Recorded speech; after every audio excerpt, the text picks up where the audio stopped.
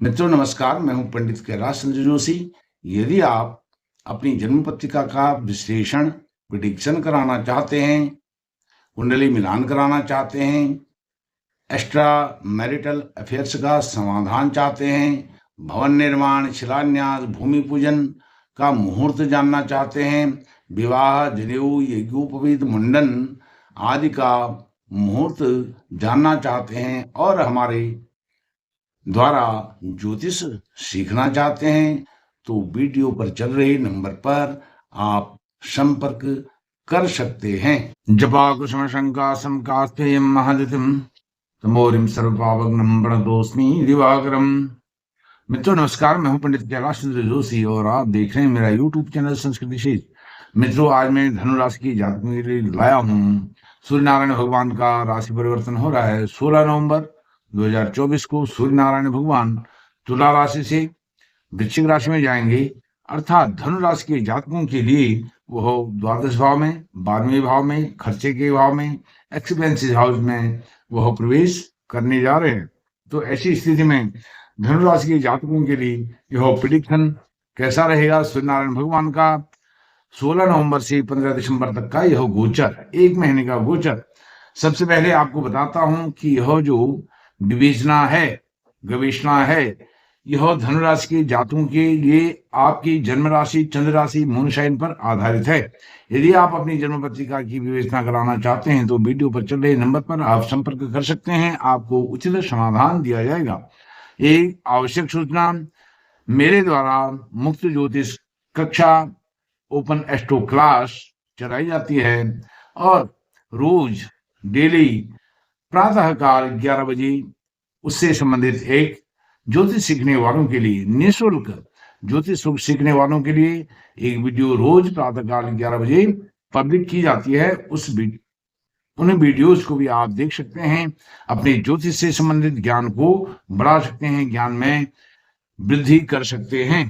विषय पर आते हुए सूर्य नारायण भगवान सर्वप्रथम 16 नवंबर को गुरु के नक्षत्र में, विशाखा नक्षत्र में गोचर करेंगे तो गुरु से संबंधित भावों को वह पुष्ट करेंगे। गुरु से संबंधित भाव क्या क्या है?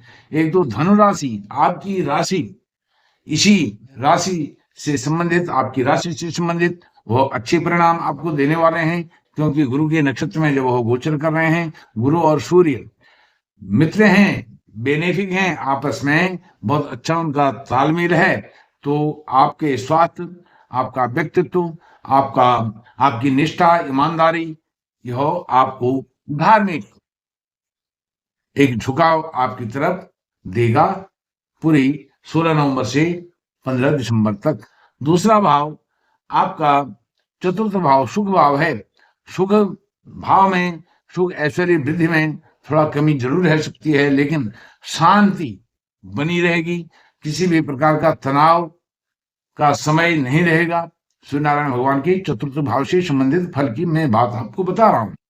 और माता जी के लिए जो कुछ कष्ट का समय चल रहा था, वह कष्ट का समय भी इस महीने थोड़ा कम आप महसूस करेंगे। और साथ में यदि आप प्राइमरी विद्या के छात्र हैं तो आपको इस महीने विद्या अर्जन करने में बड़ा आनंद आएगा, मन लगेगा, कंसंट्रेशन आपका बढ़ने वाला है, एकाग्रता बढ़ने वाली है। उसके बाद वह जाएंगे शनि के नक्षत्र में, अनुराधा नक्षत्र में। तो शनि से संबंधित नक्षत्र आपके हैं धन भाव और तृतीय साहस का भाव।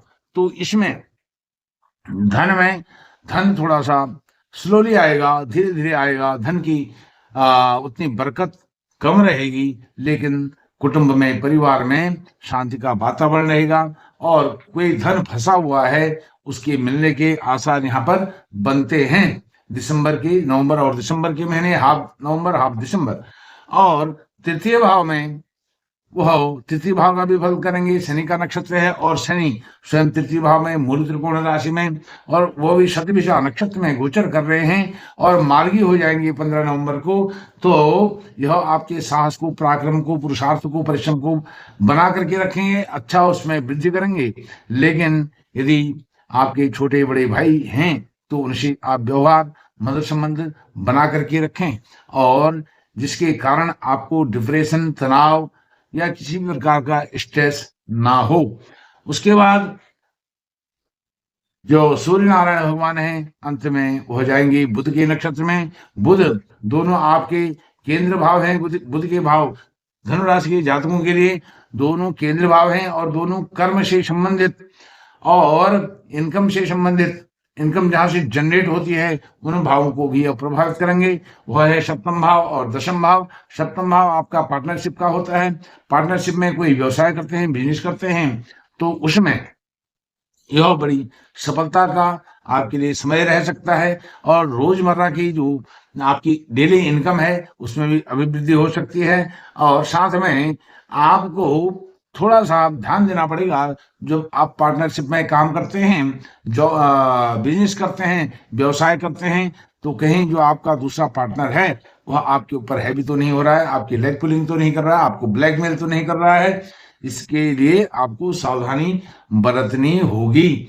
और साथ में आपके जो लाइफ पार्टनर हैं उनके साथ बड़ा सौहार्दपूर्ण प्रेम व्यवहार, यह सब कुछ संबंध अच्छे रहने वाले हैं। उसके बाद आपका कर्म क्षेत्र में केतु विराजमान है और केतु जो विराजमान है कर्म क्षेत्र में,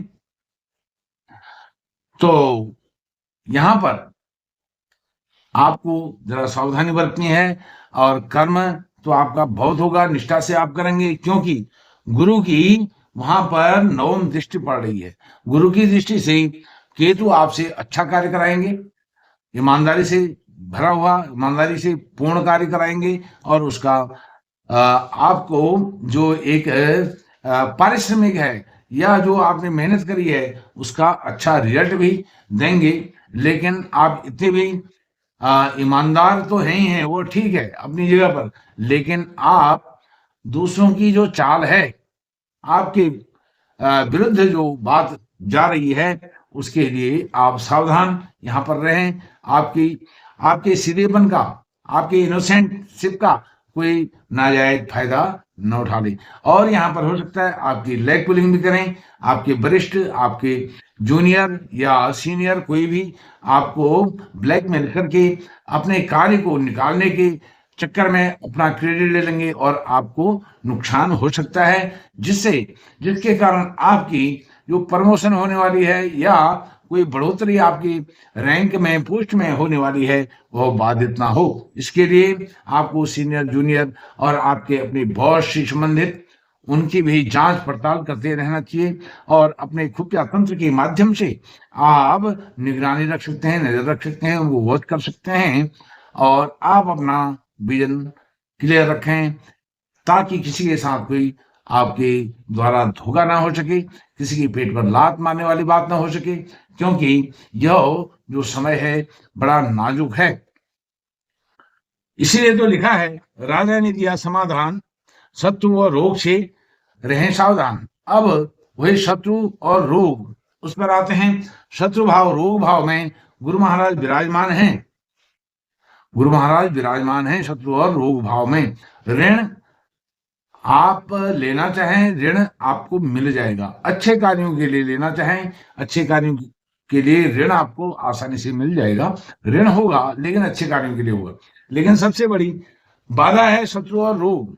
जो रोग है, रोग के प्रति लापरवाही ना करें, शत्रुओं पर निगरानी रखें। शत्रु आपके जो विरुद्ध कोई षड्यंत्र तो नहीं कर रहे हैं, उसका आपको इसका भान होना चाहिए कि शत्रु कहीं कोई साजिश तो आपके कॉन्स्पिरेसी तो नहीं हो रही है, उसका आपने ध्यान रखना है। और साथ में आपके ननिहाल पक्ष, नाना जी के, मामा जी के घर से भी आपको कुछ ब्लैकमेलिंग की स्थिति हो तो यह भी स्थिति यहाँ पर बनती है। और यदि आप कॉम्पिटिटिव एग्जाम दे रहे हैं, आप शिक्षा विभाग से जुड़े हुए हैं, लेखन कार्य से जुड़े हुए हैं, पीटीपीटिया से जुड़े हुए हैं, इलेक्ट्रॉनिक मीडिया से जुड़े हुए हैं, तो उसके लिए आपका यह समय बहुत अच्छा है। अब आपको बहुत महत्वपूर्ण बात बता रहा हूं, जो आपका गोपनीय स्थान है वहां पर नीच के मंगल हैं। नीच के मंगल यहाँ पर अपनी गोपनीयता को उजागर करेंगे और आपको यहाँ पर वह बहुत अच्छा रिजल्ट भी दे सकते हैं। जो गोपनीय आप रख करके अपने मन में, अपने दिल में उसको दबा करके रखे थे, वह उजागर होगा, जिसके कारण आपको लाभ हो सकता है। ससुराल पक्ष से भी आपको लाभ हो सकता है। यहाँ पर आप विवाह बंधन में भी बन सकते हैं। विवाह भी जल्दी नजदीकी भविष्य में हो सकता है। साथ में जो सूर्य नारायण भगवान हैं वह द्वादश भाव में है। सूर्य नारायण भगवान यह भी आपको द्वादश भाव को जागृत कर रहे हैं। खर्चे होंगे धार्मिक कार्यों पर, मांगलिक कार्यों पर, शादियों पर, विवाहों पर, अच्छे कार्यों पर खर्चे होंगे। लेकिन जो द्वादशेष हैं, मंगल जो मैं आपको बता रहा था गोपनीय भाव में बैठे हुए हैं, अष्टम भाव में, और गोपनीय जो रोग हैं उन रोगों के भाव में बैठे हैं, तो यहाँ पर आपको अचानक स्वास्थ्य का लाभ भी हो सकता है। गोपनीयता भंग हो रही है उसका भी लाभ हो सकता है, क्योंकि यह विपरीत राजयोग मंगल बना रहे हैं। वहां द्वादश होकर के अष्टम दुष्टान में विराजमान है, तो मंगल यहाँ पर बहुत अच्छे हो रहे हैं। लेकिन आपने शत्रु और रोग का ध्यान अवश्य ही देना है। और एक महत्वपूर्ण यहाँ पर युति संबंध दृष्टि संबंध बन रहा है। सूर्य और गुरु का एक दूसरे को सप्तम दृष्टि से, पूर्ण दृष्टि से देख रहे हैं, तो इससे आपके रोगों में सूर्य नारायण भगवान थोड़ा सा कमी अवश्य दिलाएंगे, आपको राहत दिलाएंगे, रिलीफ दिलाएंगे, और आप रोगों से लड़ सकते हैं। यदि आप स्वस्थ हैं तो स्वस्थ रहने के लिए और अधिक स्वस्थ रहने के लिए आदित्य हृदय स्तोत्र का पाठ करें। और यदि आप कुछ मानसिक या शारीरिक आदि व्याधि से पीड़ित हैं, बीमारी से पीड़ित हैं, तो भी आप आदित्य हृदय स्तोत्र का पाठ करें, सूर्य नारायण भगवान को अर्घ्य दें। मंगल नीच हो रहे हैं, इनकी प्रसन्नता के लिए और अच्छे फल आपको दें, हनुमान चालीसा का पाठ करें। इस वीडियो में इतना ही। आपको वीडियो अच्छी लगी तो इस वीडियो को लाइक कीजिए, शेयर कीजिए और सब्सक्राइब करके मुझे सही प्रदान कीजिए। बहुत बहुत धन्यवाद। नमस्कार।